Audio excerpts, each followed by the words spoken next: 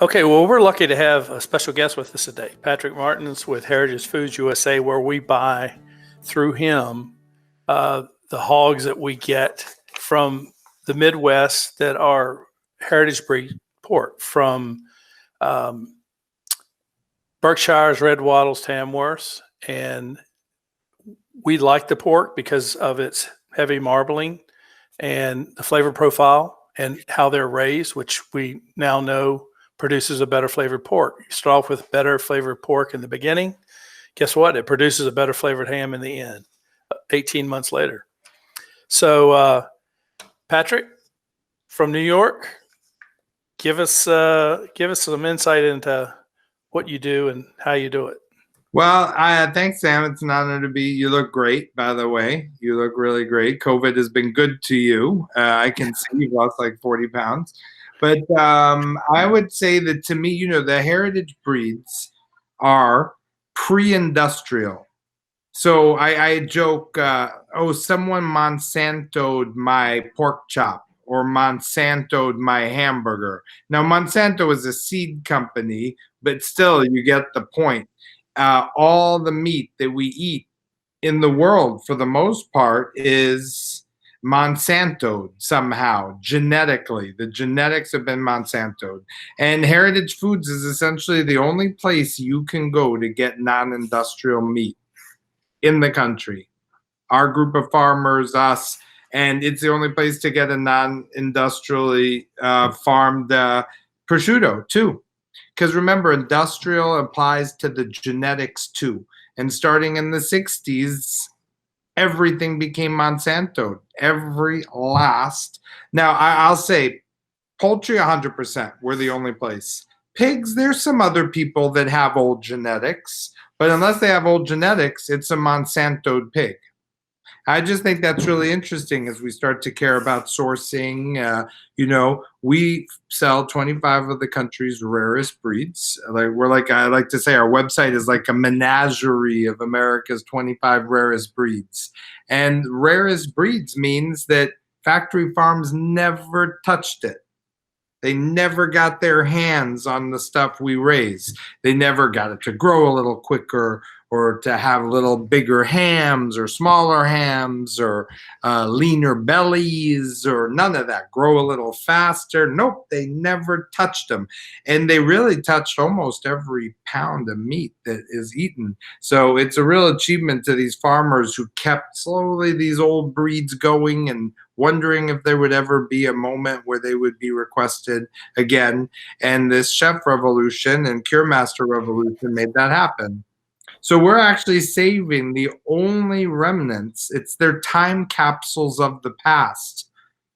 And yet, heritage breeds are also our best chance of having a good future because of how adaptable they are, how good their genetics are. And as we know, there's unprecedented change in every facet of the world. So heritage breeds are even more necessary as we go through all those changes.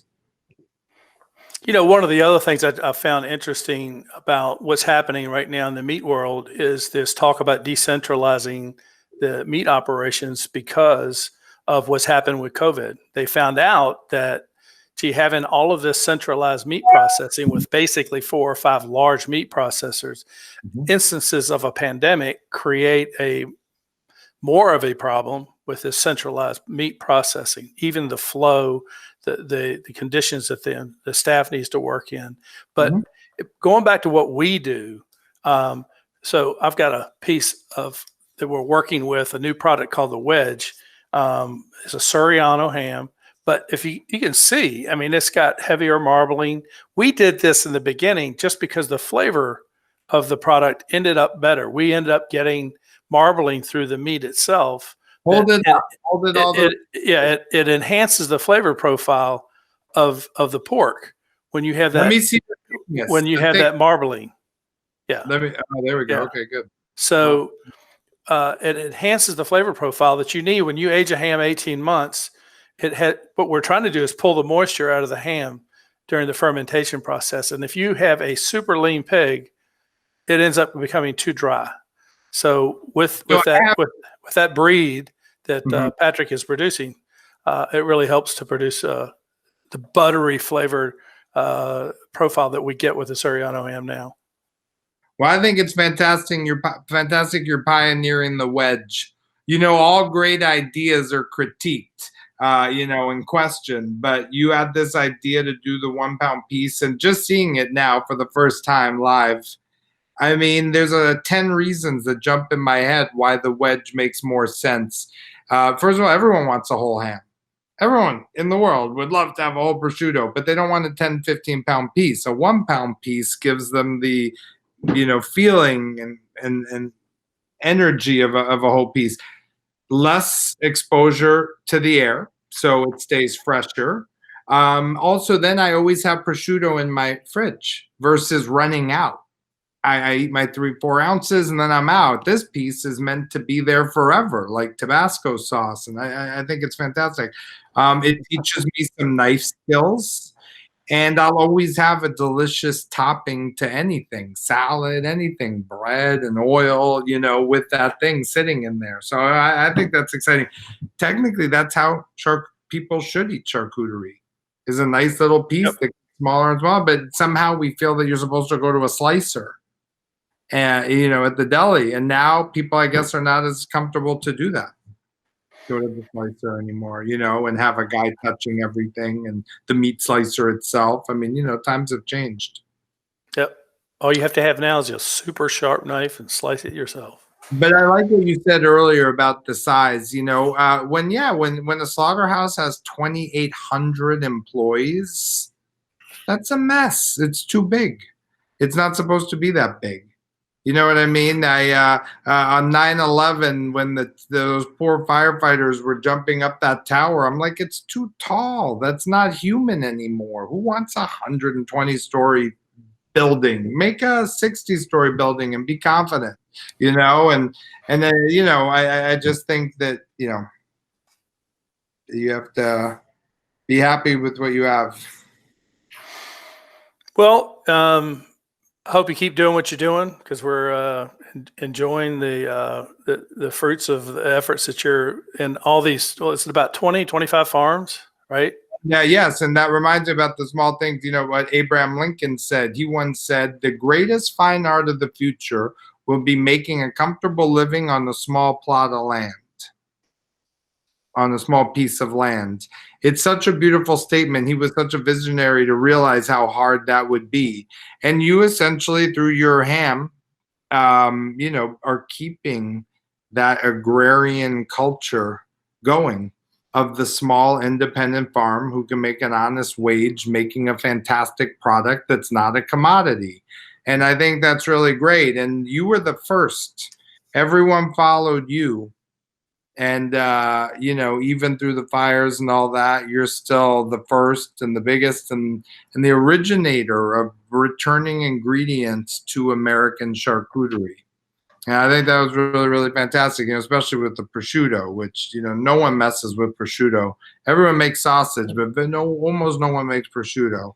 So, yeah, you kept about 18 Berkshire farms going, small plots, Amish, regular people, Mennonites, and about 25 Amish farms who you met with Sam. We all went and had a good time. Yeah, that was very interesting. It was really interesting to get to meet these families, have breakfast and lunch with them one morning. Yeah, it was cool. You were the largest buyer for those guys. So when you were up there talking to whatever that 100 or so people, that was like, you know, and they call when COVID hit and all that, we get a call, and I always know I have to pick up because it'll be days before they're at a telephone again. So I pick up, and they're like, "How is Sam?" And I'm like, "Safe and healthy." And, you know, it is kind of cool what you've done for them. You've taught them they didn't have to compromise on their beliefs in agriculture to make a living. Well, thanks for saying that. Yeah, they could stay true to what they knew was right. And look at what we've done thanks to you. Now we sell lamb. We have a mail order business. I view myself as a first responder. At 7 o'clock, everyone in New York claps. I'm always like, "Thank you, everybody." Give meat to 200 people, and Anna's like, "Shut up." And now you got 3 little kids that can help you out and walk the streets with you and Well, with your cart. they made deliveries. I mean, you guys stayed open. That's really amazing. I mean, most places shut down. And so those people that fed and kept community through food, and that were even nimble enough. That's why the smallness of scale, as you said earlier, allows us to pivot and be nimble. And that's just awesome, because in the end, we are the ones that fed the people, not the big factories. That's such a lesson, you know, and Yeah. why you spend more. I think a lot of restaurants are going to come back and be like, I could still get these products from Edwards or from Heritage, and we're going to end up being maybe more of their spending in the future, because if there's a hurricane or another COVID, they know they can still count on us, and that's worth a lot more than the 30 cents a pound difference, you know, or whatever it is, or $1 a pound. So I have heard a few stores mention that in our part of the country. Stu Leonard's is kind of big, and I've heard them mention that that's been important to them because they do deal with smaller packing houses. So that has been important. And their supply just continued right on through the whole process.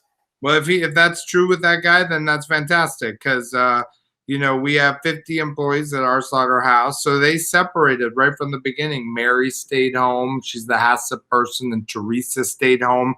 They also split. There's Lou, Sergio, and Keith. So Sergio stayed home. God forbid.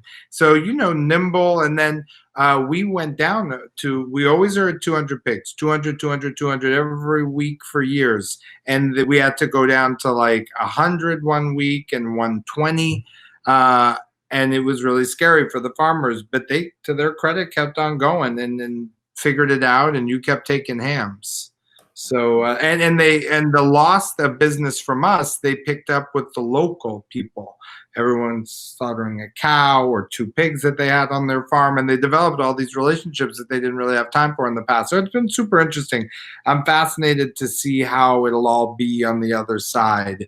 You know, is there going to be, a restaurant's going to be different, and which ones are going to reopen? Will restaurants ever be the same? You know, who knows? You know, I imagine myself, Sam, you would come to New York, we'd be 3 deep at the bar at Gramercy Tavern or Union Square. Hey, not going to be the same? You know, am I going to be squeezing between tables to get to my table and sit there with no mat? Lots up in the air. And, you know, Danny Meyer said he might not open until there's a vaccine. So, yeah. A lot of change. Yep. How's your mail order business, Sam? It's, you know, we've been real fortunate. For the folks who want to stay home, this is an alternative for them, and we've been very, very fortunate. We've been able to keep the supply going, and every once in a while we get a little behind, but yeah, knock on wood, that's been doing pretty well. The smaller grocery stores and specialty food stores, we've been able to keep them supplied. The restaurant trade certainly has felt the hit, and but you know, knock on wood, we're doing okay. Knock on hickory wood. Knock on hickory wood. All right, dude. Thank you.